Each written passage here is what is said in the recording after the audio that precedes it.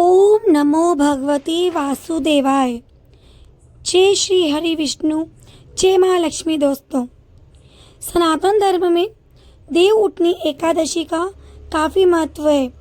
कार्तिक मास के शुक्ल पक्ष की देव उठनी एकादशी, जिसे हरि प्रबोधनी एकादशी या देवोत्थान एकादशी या देव उठनी एकादशी भी कहा जाता है, ये साल की सबसे बड़ी एकादशियों में से एक मानी जाती है, क्योंकि इस दिन चातुर्मास समाप्त होता है और भगवान विष्णु अपनी योग निद्रा का त्याग करते हैं। इस दिन तुलसी जी से शालिग्राम जी का विवाह भी किया जाता है। इसके बाद से ही 4 महीनों से रुके हुए सभी शुभ और मांगलिक कार्य एक बार फिर से शुरू हो जाते हैं, जिसमें शादी, मुंडन, गृह प्रवेश और यज्ञोपवीत संस्कार आदि मुख्य रूप से प्रमुख हैं। और इस बार एकादशी तिथि को लेकर भी भक्तों में बहुत ही कंफ्यूजन हो गया है, क्योंकि यह तिथि 2 दिन पड़ रही है। ऐसे में सभी भक्तों के मन में यही प्रश्न बना हुआ है कि एकादशी का व्रत किस दिन रखा जाएगा और तुलसी जी का विवाह किस दिन संपन्न कराया जाए, व्रत का पारण कब और किस समय किया जाए, हरिवासर का समय कब समाप्त होगा।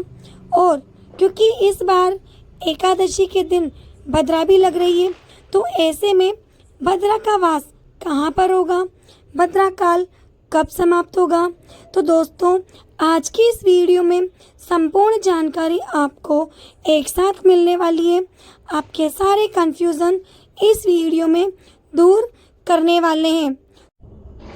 सबसे पहले मैं आप सभी से रिक्वेस्ट कर रही हूँ कि अगर आपने अभी तक सांवरिया टेल्स चैनल को सब्सक्राइब नहीं किया है, तो प्लीज़ पहले चैनल को सब्सक्राइब कर दीजिए, वीडियो को लाइक करके ज़्यादा से ज़्यादा शेयर करें और कमेंट सेक्शन में जय श्री हरि विष्णु जरूर लिख दें। देखिए दोस्तों, इस बार एकादशी जो प्रारंभ हो रही है, उसका समय है 1 नवंबर शनिवार को सुबह 9:12 और इससे पहले तक 10वीं तिथि रहेगी। एकादशी तिथि की जो समाप्ति होगी वह 2 नवंबर रविवार को सुबह 7:31 पर होगी। ऐसे में इस बार देव उठनी एकादशी यानी कि हरि प्रबोधनी एकादशी का व्रत कुछ कैलेंडर के अनुसार 1 नवंबर के दिन यानी कि शनिवार को रखा जाएगा, जो कि 10वीं तिथि युक्त एकादशी कहलाती है। लेकिन मैं आप सभी को याद दिला दूं कि 10वीं तिथि युक्त जो एकादशी होती है वह शुद्ध नहीं मानी जाती है।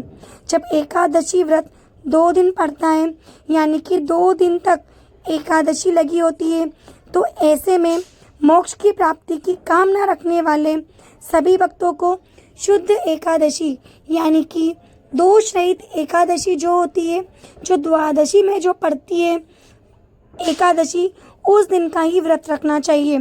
तो ऐसे में हमारे अनुसार आपको 2 नवंबर रविवार को द्वादशी तिथि युक्त एकादशी रहेगी, तो उसी में आपको उपवास करना चाहिए।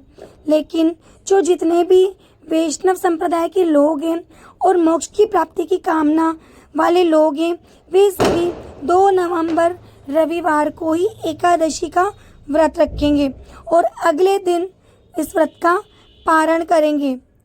और जो लोग गृहस्थ जन हैं यानी कि स्मार्तापंथी लोग हैं, वो 1 नवंबर शनिवार को व्रत रख सकते हैं। नहीं तो आप भी चाहें तो 2 नवंबर रविवार को शुद्ध एकादशी का व्रत सभी भक्तों को रखना चाहिए। अब बात करते हैं शनिवार की मुहूर्त की। तो शनिवार के दिन ब्रह्म मुहूर्त का समय सुबह 5 बजे से 5:48 तक रहेगा और सूर्योदय का समय सुबह 6:36 रहेगा। वहीं सूर्यास्त का समय शाम 5:44 पर रहेगा। प्रातःकाल की पूजा का शुभ मुहूर्त सुबह 5:43 15 मिनट से 6:33 के बीच में रहेगा। तो ऐसे में आप इस समय सुबह की पूजा कर सकते हैं। शाम की पूजा का समय 5:36 से 6:54 तक रहेगा। तो ऐसे में आप शाम के समय पूजा कर सकते हैं। अब बात करते हैं भद्रा की। तो देखिए, भद्रा काल का समय रात 8:27 से और भद्रा काल की समाप्ति अगले दिन रविवार को सुबह 7:31 पर हो गई। इस बार भद्रा का वास मृत्युलोक में रहेगा और यह समस्त शुभ कार्यों के लिए बिल्कुल ही अशुभ मानी जाएगी। राहु काल 1 नवंबर शनिवार के दिन राहु काल का समय सुबह 9 बजे से लेकर के 10:30 बजे तक रहेगा। ऐसे में आप कोई भी शुभ कार्य ना करें। 2 नवंबर रविवार को ब्रह्म मुहूर्त सुबह 5:01 से 5:49 तक रहेगा। इस दिन सूर्योदय का समय सुबह 6:36 रहेगा।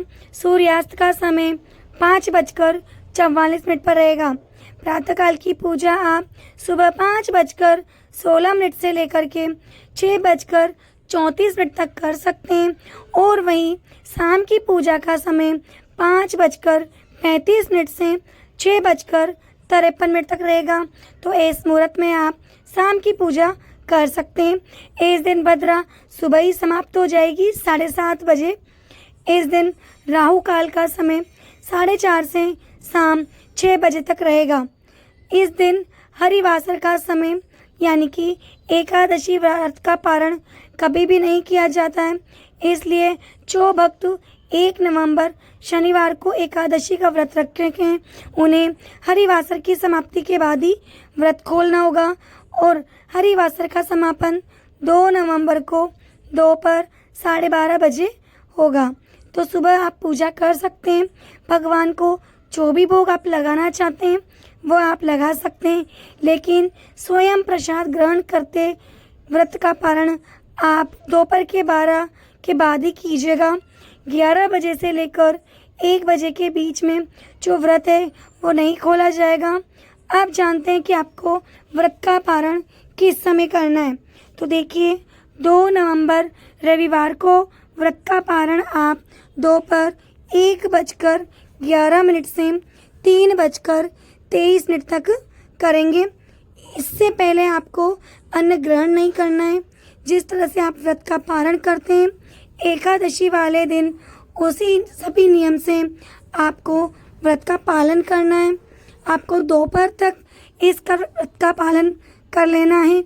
भगवान विष्णु के जागने के बाद ही तुलसी विवाह प्रारंभ हो जाता है।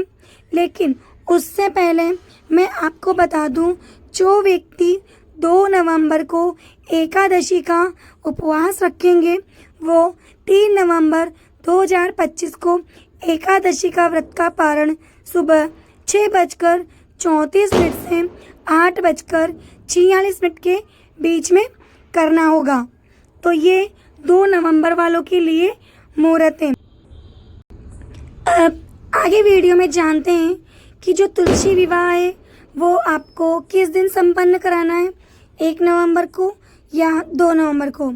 तो देखिए, मैंने आपको पहले ही बता दिया कि 1 नवंबर को यानी कि शनिवार को भी एकादशी पड़ रही है। तो ऐसे में आप चाहें तो 1 नवंबर को शाम 5:36 से 6:04 के बीच में आप तुलसी जी का विवाह करा सकते हैं। लेकिन आपको एक बात का ध्यान रखना है, इस बार पंचबिकु भी 1 नवंबर शनिवार से ही प्रारंभ हो रहे हैं। तो 2 नवंबर रविवार को तुलसी विवाह अगर आप कराना चाहते हैं तो इसका शुभ मुहूर्त शाम 5:35 से 6:53 तक रहेगा।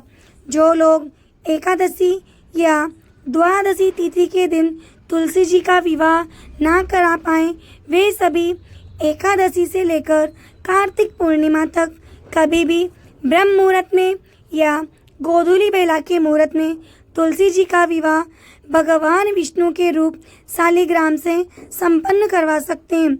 और एकादशी से लेकर कार्तिक पूर्णिमा के बीच में किसी भी दिन आप चाहें तो तुलसी जी का विवाह संपन्न करा सकते हैं। इससे आपको शुभ फल की प्राप्ति होगी। लेकिन ज़्यादातर लोग देव उठनी एकादशी के दिन ही तुलसी जी का विवाह कराते हैं, क्योंकि तुलसी जी का विवाह करवाना बहुत ही पुण्य का काम होता है। भगवान विष्णु और तुलसी विवाह का अर्थ है कि धरती और भगवान का मिलन। तुलसी को पृथ्वी की बेटी और श्री हरि विष्णु को पालन करता माना गया है। इस दिन शुभ कार्यों की शुरुआत होती है। तुलसी विवाह करने से कुंवारी कन्याओं को सुयोग्य वर की प्राप्ति होती है। तुलसी माता वृंदा देवी का रूप है, जो भगवान विष्णु की परम भक्त थी। इस दिन तुलसी जी को दुल्हन की तरह सजाकर शालिग्राम जी के साथ इनका विवाह कराया जाता है, जिससे घर की लक्ष्मी का वास बना रहता है। अगर आप जानना चाहते हैं कि तुलसी विवाह अकेले आप घर पर कैसे कर सकते हैं, तो आपको मैं अपनी आने वाली वीडियो में सरल पूजा विधि आपको बताने वाली हूँ। इसके लिए आप सावरिया टेल्स चैनल को सब्सक्राइब कर लीजिए, ताकि आने वाले कुछ दिनों में मैं आप सभी को तुलसी विवाह सरल तरीके से संपन्न कराने की वीडियो जल्दी ही दिखा पाऊँ। आपका प्यार और आपका साथ मेरे लिए बहुत ही आवश्यक है, बहुत ही महत्वपूर्ण है। यदि आप अपना प्यार और आशीर्वाद, आपका सपोर्ट मुझे देते रहेंगे, तो मैं सनातन धर्म से जुड़ी हुई सभी वीडियोस आपके सामने लेकर के आ पाऊँगी। तो दोस्तों, मिलती हूँ मैं अपनी नई वीडियो में नई जानकारी के साथ। से पहले विदा लेने से पहले आप सभी एक बार सावरिया टेल्स चैनल को सब्सक्राइब कर दीजिए। वीडियो को लाइक करके ज़्यादा से ज़्यादा शेयर करिए।